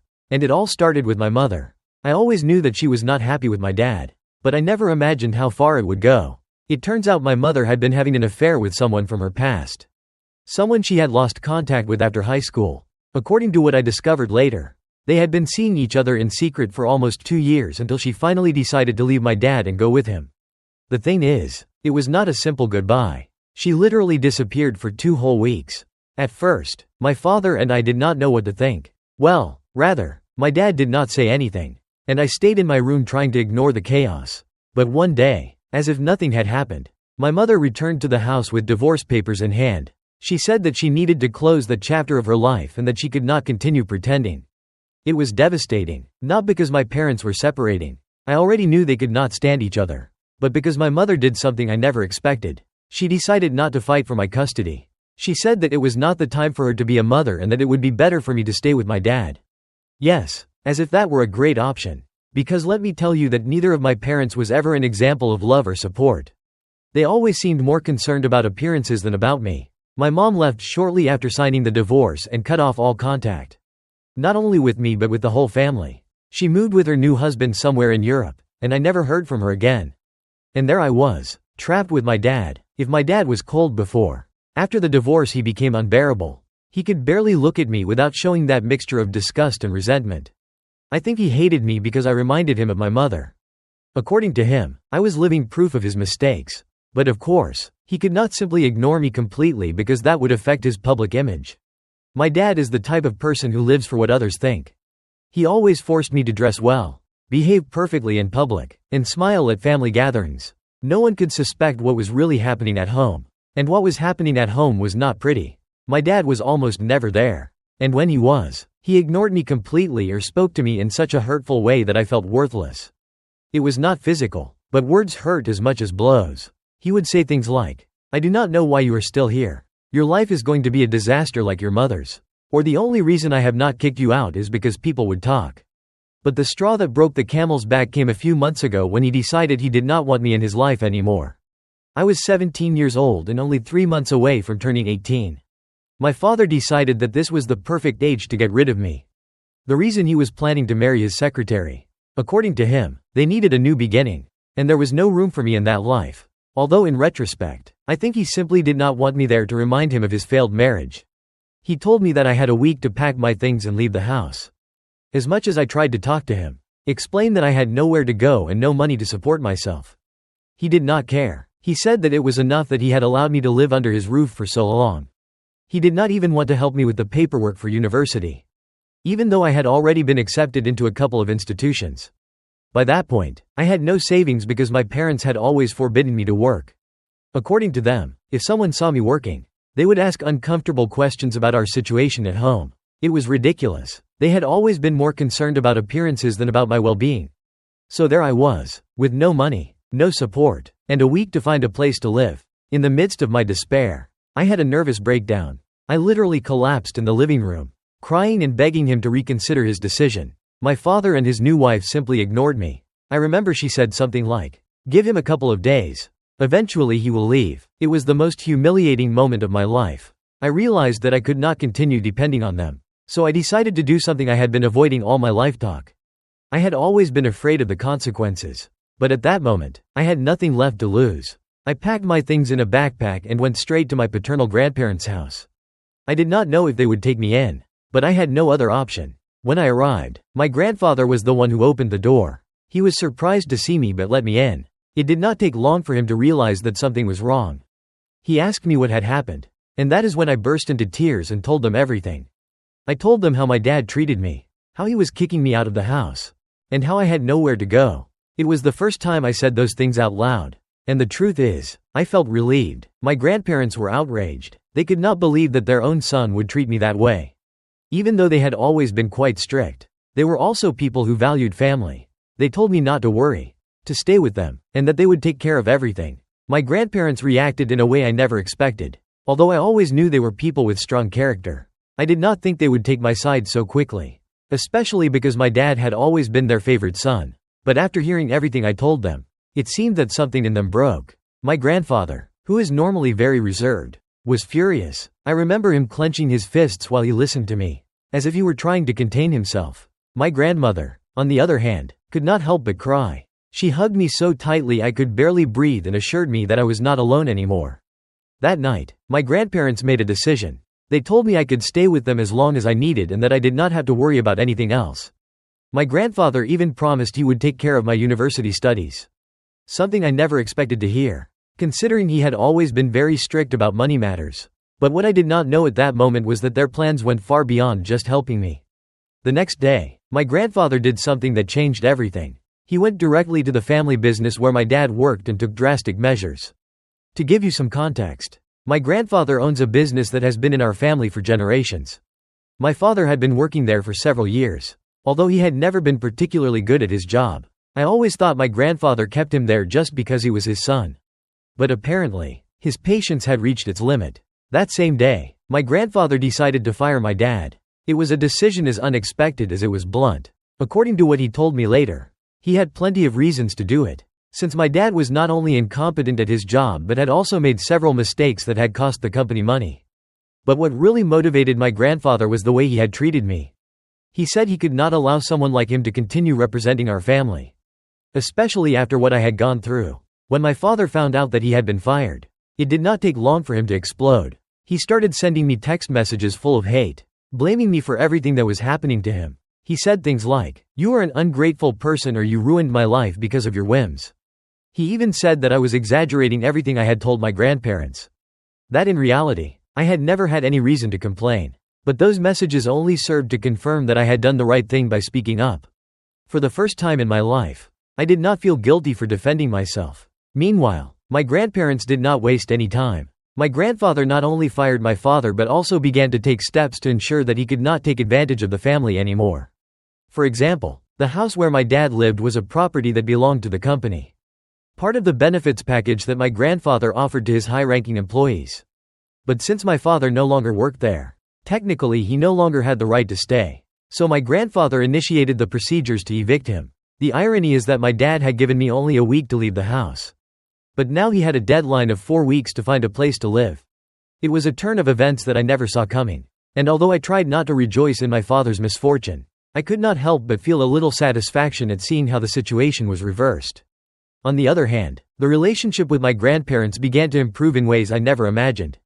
I always thought they were cold and distant people. Perhaps because my father had painted them that way to me. But now that I lived with them, I realized that they were the complete opposite.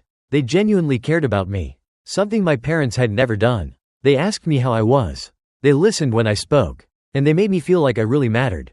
It was a completely new experience for me. My grandmother even began to help me prepare everything for university. She told me that I should not worry about the money.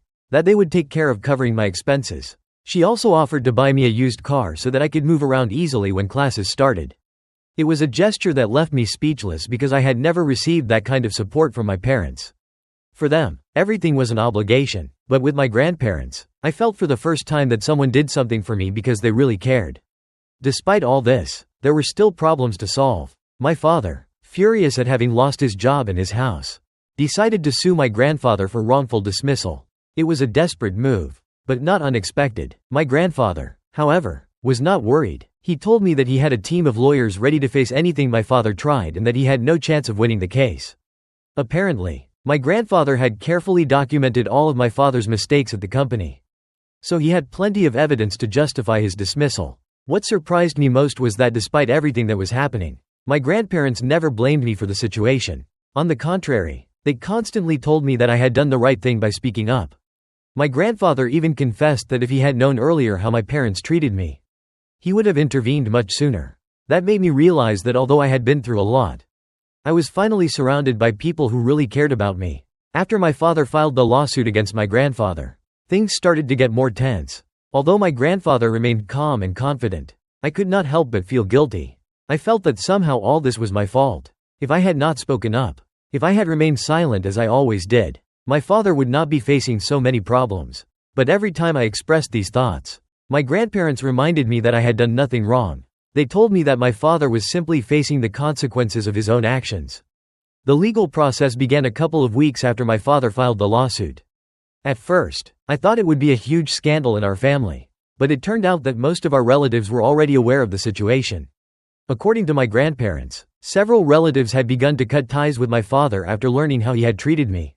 That was a great relief for me because I always feared that the family would blame me for speaking up.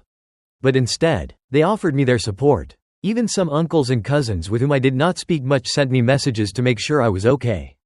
My grandfather, as always, was one step ahead. He had been accumulating evidence for years about my father's incompetence in the company. From financial mismanagement to business decisions that cost the company money. So when the case went to court, it was practically a legal massacre. My grandfather's lawyers presented documents, emails, and records that showed that my father had not only been negligent in his work but had also tried to hide some of his mistakes so as not to be fired earlier.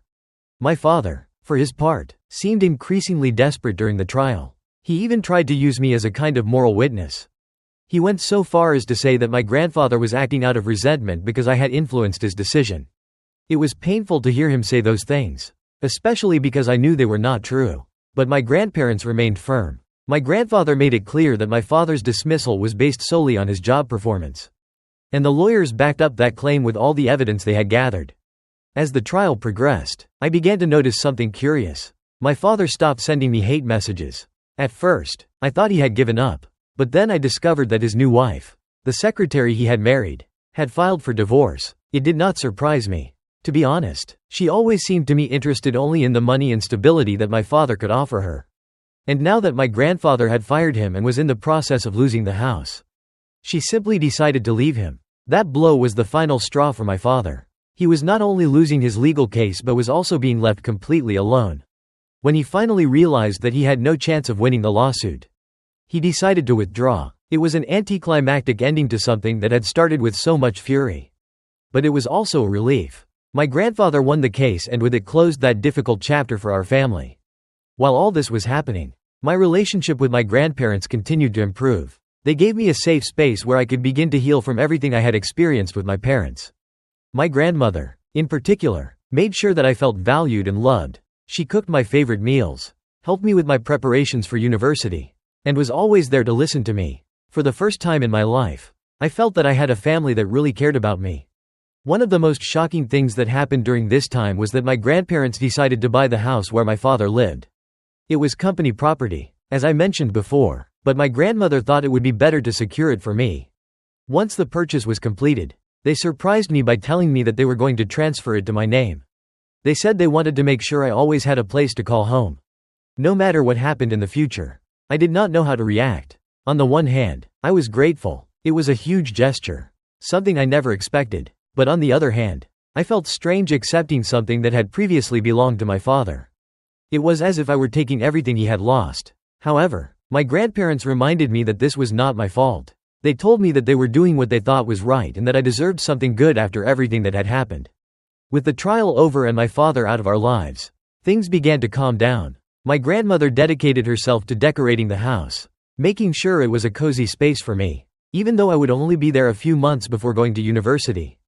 My grandfather, for his part, began to talk to me about the family business. I do not know if he expected that someday I would get involved in the company. But he told me that if I was ever interested, I would always have a place there. Meanwhile, my father disappeared almost completely. According to what I heard from some relatives, he moved to a small apartment on the outskirts of the city. It seems he is trying to start over, but I have no contact with him. And honestly, I prefer it to stay that way. I think we both need time and space to process everything that has happened. The following months were like a breath of fresh air after a storm. For the first time in a long time, I felt that I could relax. Living with my grandparents was completely different from what I had known with my parents. There were rules, of course, but they never felt oppressive. Rather, they were limits that were set because they cared about me, not because they wanted to control me. It was not something I was used to, but little by little I adapted. While all this was happening, My life began to change in other ways too. I started to focus on preparations for university. My grandparents encouraged me to pursue the options that I really wanted, not just the ones that seemed safe. My grandfather accompanied me to visit the campuses of the universities where I had been accepted. Seeing him so involved in my future was something completely new for me. And it helped me realize how much I had been missing by not having anyone to support me in that way before. On one of those visits, my grandfather said something to me that stuck with me. Do not let your father's mistakes define your life.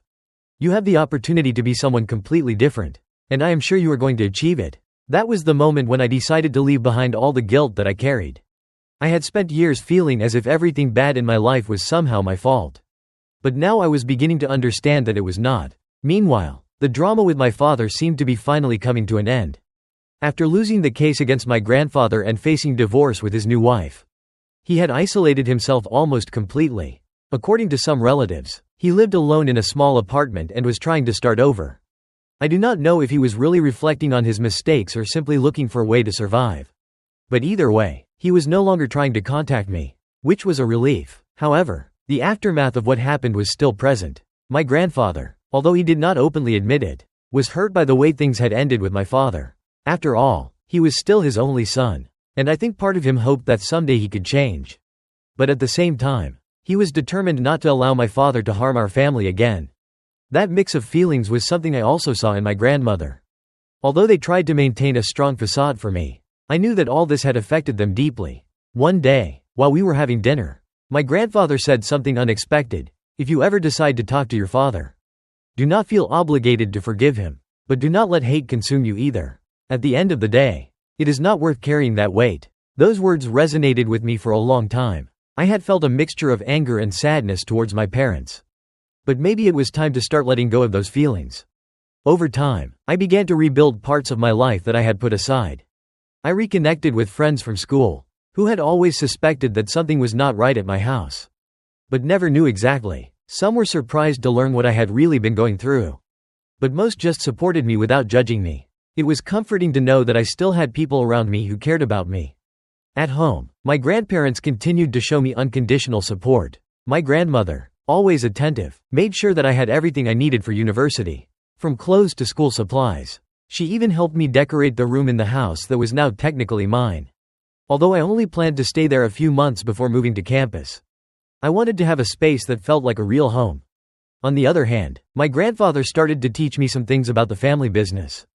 It was not something I was sure I wanted to do in the future, but I appreciated the fact that he was willing to invest time in me. Learning from him made me realize how much work and dedication he had put into maintaining the company during all these years. Something that my father clearly never valued. While all this was happening, there was a moment that really impacted me. One day, I received a message from my mother. It was the first time I had heard from her since she left. The message basically said that she had heard what had happened with my father and that she hoped I was okay. She did not apologize or try to reconnect, just left those ambiguous words that left me with more questions than answers. I did not reply. I did not feel it was worth it. My mother had made her decision when she left me behind, and I did not see the point in opening a door that had been closed for so long. Still, the message left me reflecting on how I had gotten to this point. My parents, the people who were supposed to be my greatest support, had failed me in every possible way, but now I was surrounded by people who really cared about me. And that was all that mattered. As the start of classes approached, I felt a mixture of excitement and nervousness. For the first time in my life, I was going to live completely on my own. Although my grandparents continued to offer their unconditional support, I knew this was my time to start building something of my own.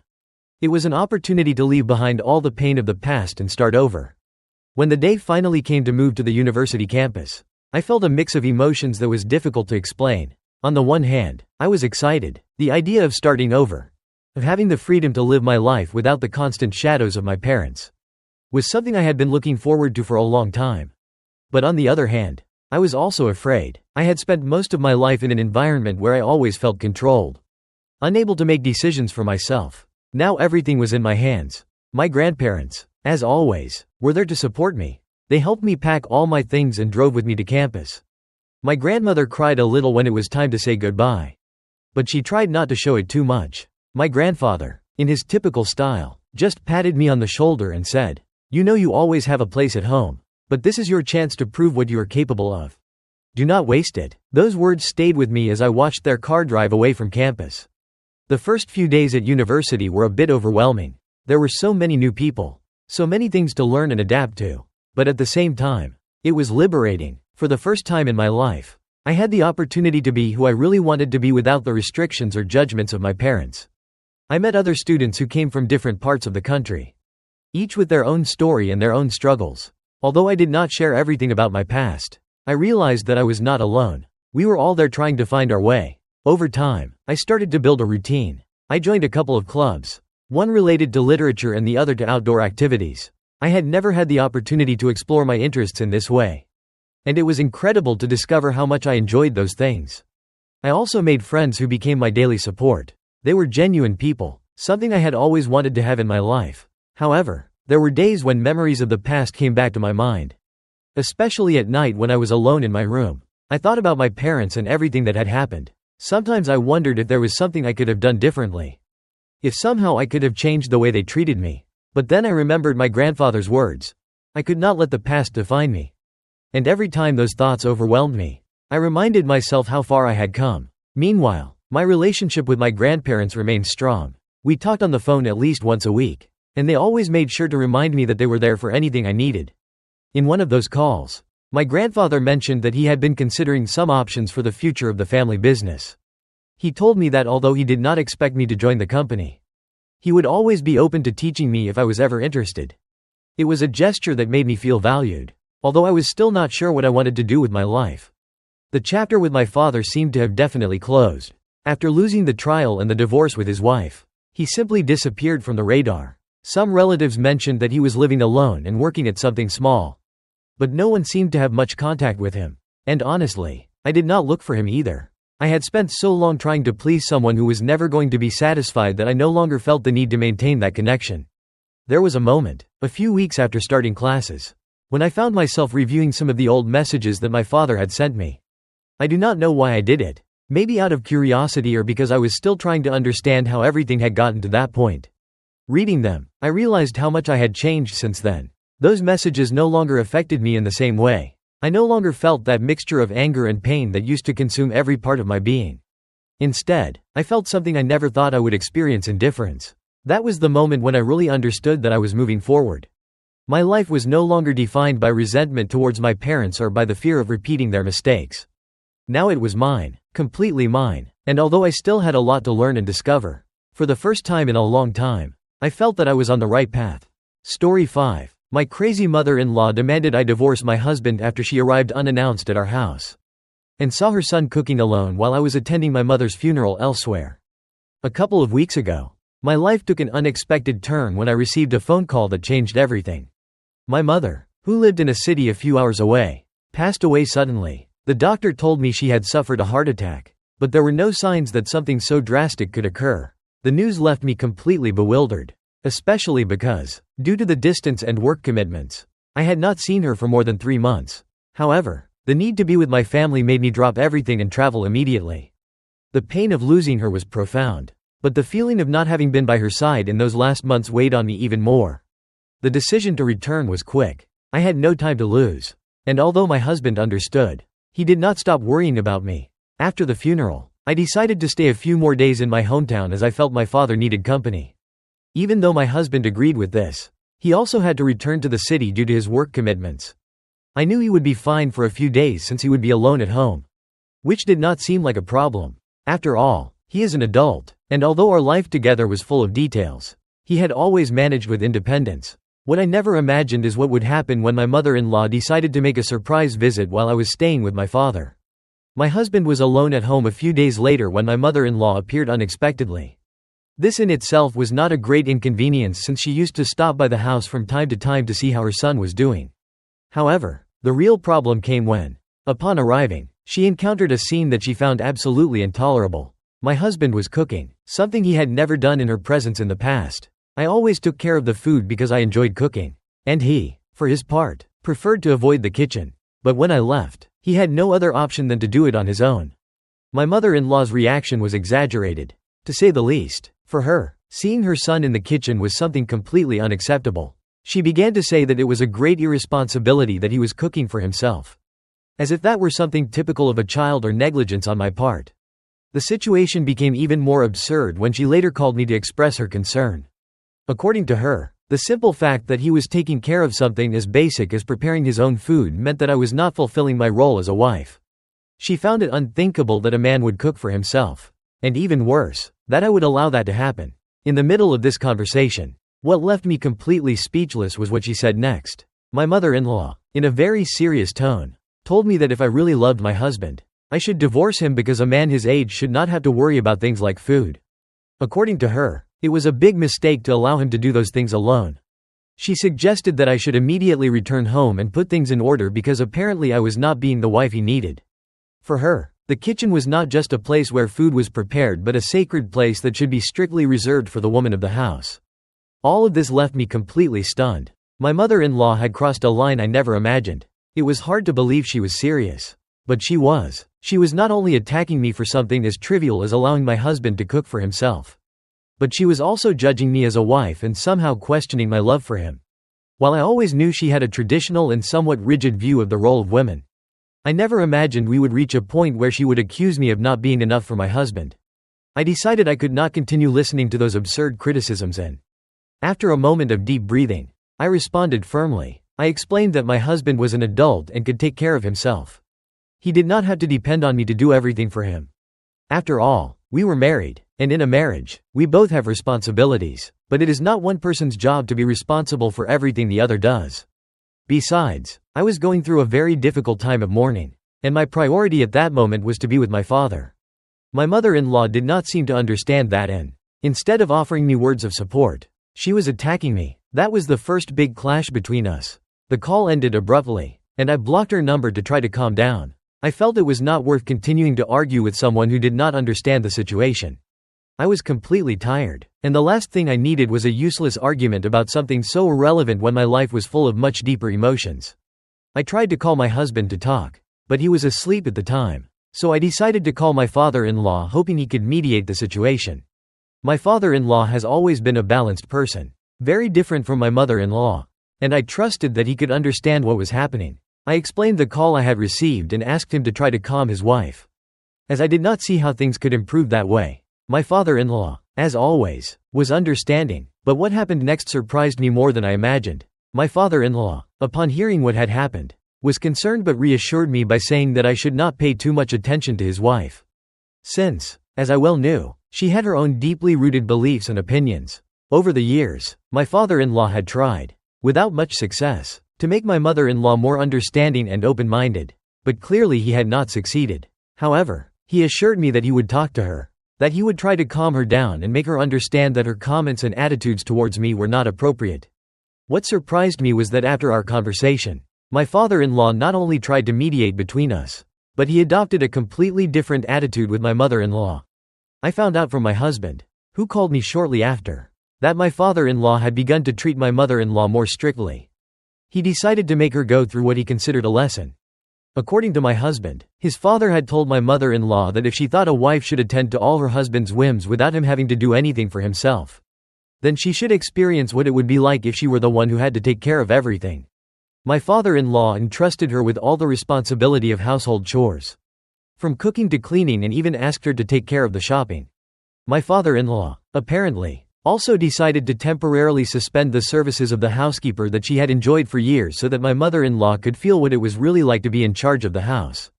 This, according to my father-in-law, was a way to make my mother-in-law see what it meant to be responsible for all the household chores, just as she believed I should, while my husband was cooking for himself. What happened next was completely unexpected. My father-in-law, eventually, also asked my mother-in-law to stop using social media for a while.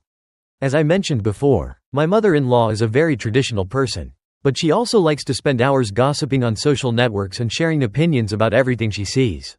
My father-in-law, realizing that she spent too much time on her phone, decided to impose a very clear limit. She could talk to her friends on the phone, but no more than an hour a day. This action undoubtedly made her feel like she was being punished, but my father-in-law saw it as a way to make her understand her own behavior. My husband, when I told him all this, found it funny and at the same time a little exaggerated. He understood that his mother had been acting disproportionately, but he did not think that my father-in-law would make such drastic decisions. However, his father's attitude seemed to be working. Since my mother-in-law, although not happy, began to reflect on her actions, what surprised me most was when my husband confessed to me that, for the first time, his father had raised the idea that if my mother-in-law did not change, he could make more drastic decisions and even consider the possibility of a separation. The tension in their relationship had reached a breaking point. This type of intervention made me feel somewhat confused, but I also understood that my father-in-law had his reasons. While I was a little worried that he was being so rigid, I could not deny that my mother-in-law had gone too far with her comments and behavior towards me. She had tried to manipulate the situation so that I felt guilty, as if the only way to be a good wife was to do everything for my husband. And that was simply unreal. The day my mother-in-law had to face the consequences of her own beliefs was the day things began to change. My husband told me that after a couple of days, my mother-in-law, who had never apologized or acknowledged that she had been unfair, began to show signs of being calmer, although she was still not completely willing to accept responsibility for her actions. It seemed that the punishment imposed by her husband had given her a different perspective, even though she still maintained many of her old-fashioned opinions about the role of women in marriage. My father-in-law made it clear that the relationship between them should be based on mutual respect and an understanding of the times in which they lived. My mother-in-law, albeit reluctantly, had to accept that her rigid approach was not only affecting her relationship with my husband, but also the way she saw me. Meanwhile, I was trying to remain calm. My relationship with my mother-in-law had never been easy, but I never imagined that something as simple as cooking on my own would trigger such a big conflict. Despite everything, I could not help but feel a mixture of sadness and relief. I was sad because my mother-in-law did not understand that my love for my husband did not depend on what I cooked or stopped cooking. But I also felt relieved that my husband and his father were finally taking a firm stance. Despite everything that happened, my husband and I continued with our lives. After returning from my trip, I felt a little calmer, but the atmosphere was still tense. My mother-in-law, although still firm in her beliefs, began to recognize that her attitude had been excessive. However, she also refused to apologize sincerely, which made me feel uncomfortable. After everything that had happened with my mother-in-law, I could not help but feel that somehow things would never be the same again. My husband, although annoyed with his mother for her attitudes, tried to keep the peace between her and me. He asked me to be patient, to understand that his mother was someone very difficult to change, but that her attitudes towards me were not fair. Although his words comforted me, the truth is that I could not help but feel frustrated by the way my mother-in-law treated me. On the other hand, my father-in-law continued to pressure my mother-in-law, asking her to apologize and, most importantly, to acknowledge her behavior. Apparently, my mother-in-law began to feel isolated, as her close friends also began to question her actions.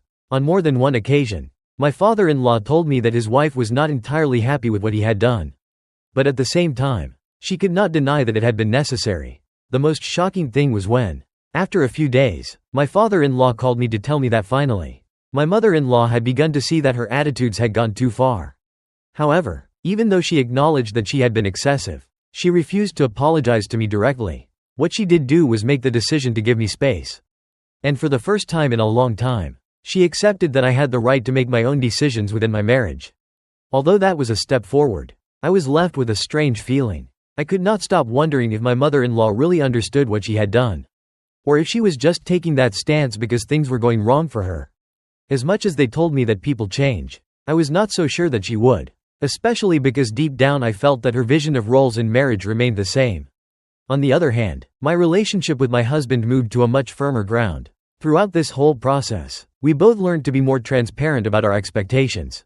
Although not everything was perfect, I felt closer to him than ever. We committed even more to facing any obstacle together, no matter what came. Despite everything that happened, the situation with my mother-in-law continued to affect me. I knew that deep down, my mother-in-law was only acting according to what she thought was right.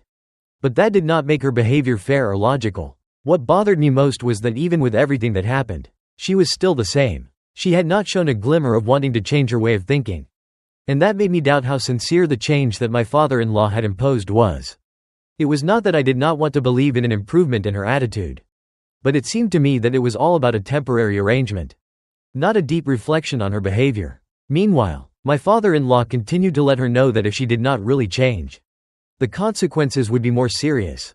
He told me that at some point he also thought that his relationship with my mother-in-law would reach a limit if she did not stop imposing her beliefs on everyone. My father-in-law was not willing to continue tolerating his wife's rigid and old-fashioned attitudes.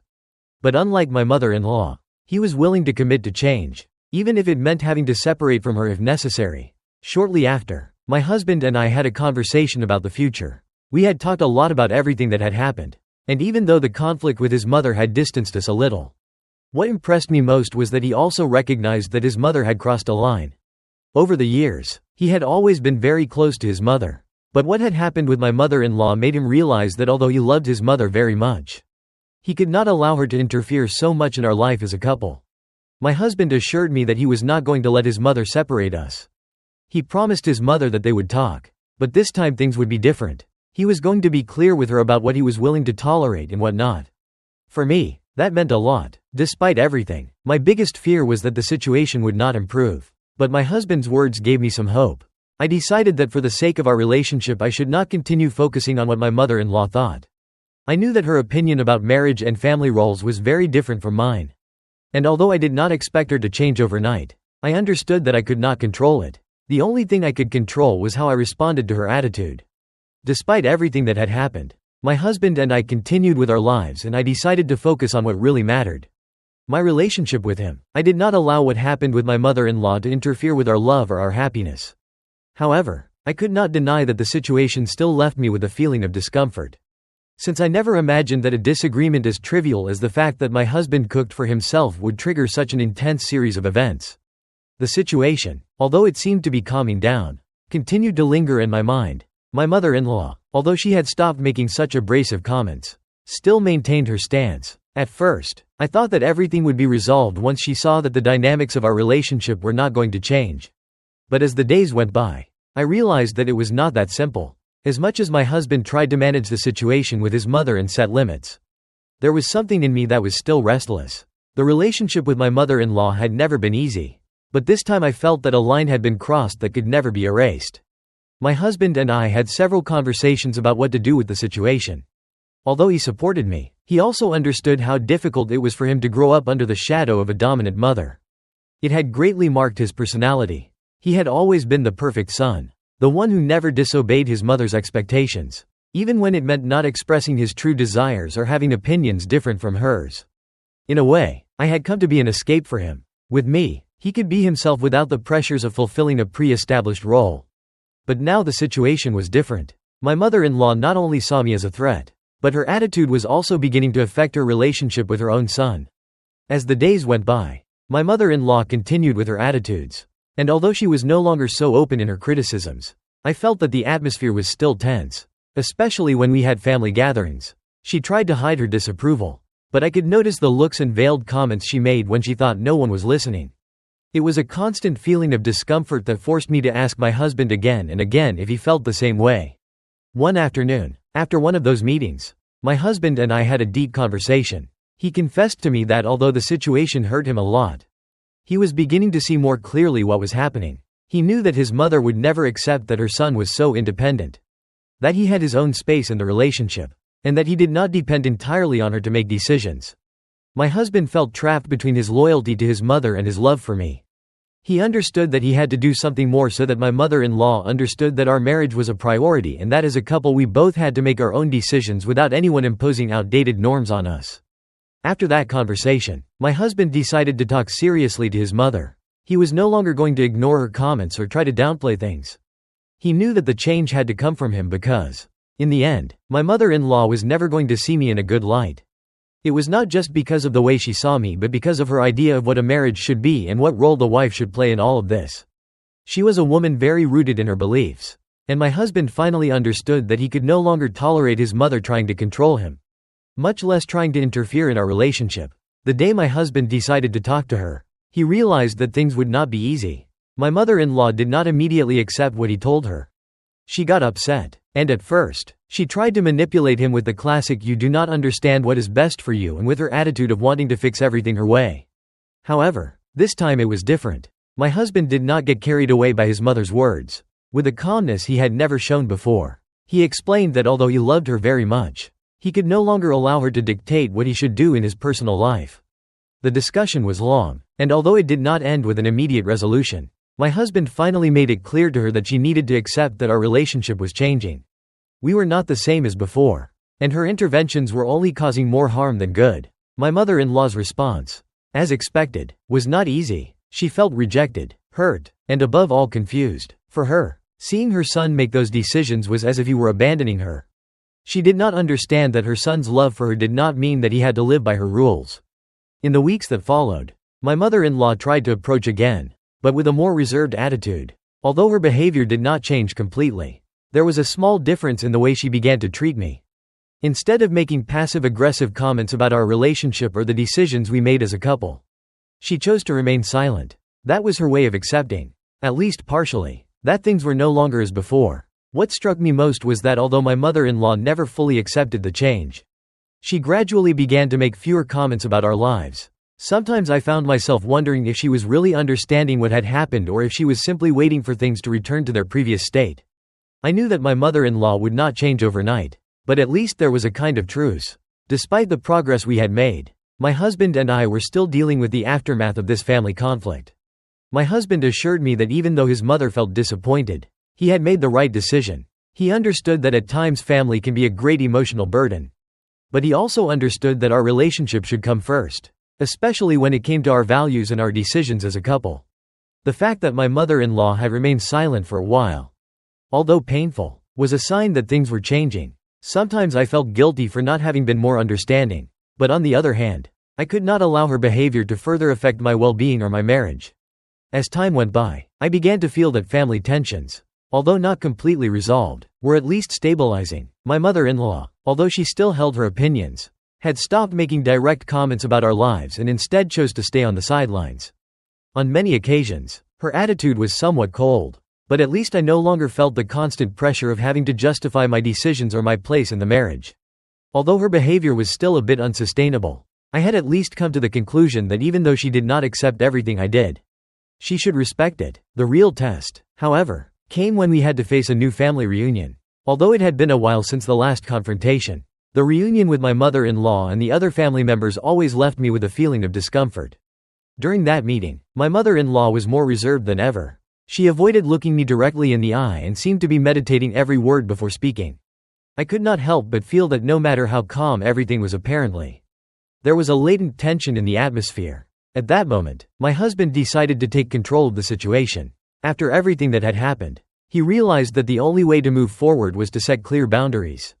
Not only with his mother, but also with the rest of the family. During dinner, after my mother-in-law made a comment about what she would have done if she were in my place, my husband asked her to calm down. He reminded her that although she would always be his mother and he deeply respected her, decisions about our life as a couple were solely ours. My mother-in-law, visibly uncomfortable, stood up abruptly and left the room. For many, this could have been the culmination of an unnecessary dispute. But for me it was a liberation. I felt that my husband was finally putting himself first, that he was establishing the necessary emotional distance so that his mother would not continue manipulating our relationship. I could not deny that although the situation was not completely resolved, the fact that he supported me so firmly gave me great peace. My mother-in-law was absent for a good while, and it was not until the end of the night that she re-entered the room. This time her attitude was different. Although it was not exactly warm, there was something in her eyes that had changed. However, it was not she who broke the silence. It was my husband who, with impressive calmness, approached her and asked her to please respect our decisions. He told her that although he understood that she wished the best for him, he now had his own life and his own path.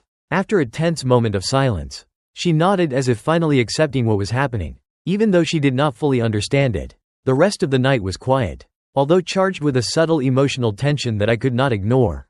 My mother-in-law and I exchanged a few words, but nothing of importance. It was as if we were in an intermediate space where neither of us was completely willing to give in, but we did not want to provoke another conflict either. What left me thinking, however, was the fact that although things seemed to be calm, there was an empty space between my mother-in-law and me. Something in her attitude made me realize that although the waters were calm for now, total understanding would never come. She would never stop thinking that my husband, her child, should be cared for and protected from any inconvenience that he himself could handle. I knew that my mother-in-law would not change her beliefs overnight, but at least I was content that for the time being she would respect the space we needed to move on with our lives. As the weeks went by, my husband and I began to plan our lives for the future. Despite the tension with his mother, Our relationship strengthened. We realized how important boundaries are in a family relationship, and that it was not about rejecting anyone, but about taking care of our peace and well-being. We were ready to face new challenges together, knowing that in the future we would probably have to deal with his mother's disagreements again. But we knew how to handle it.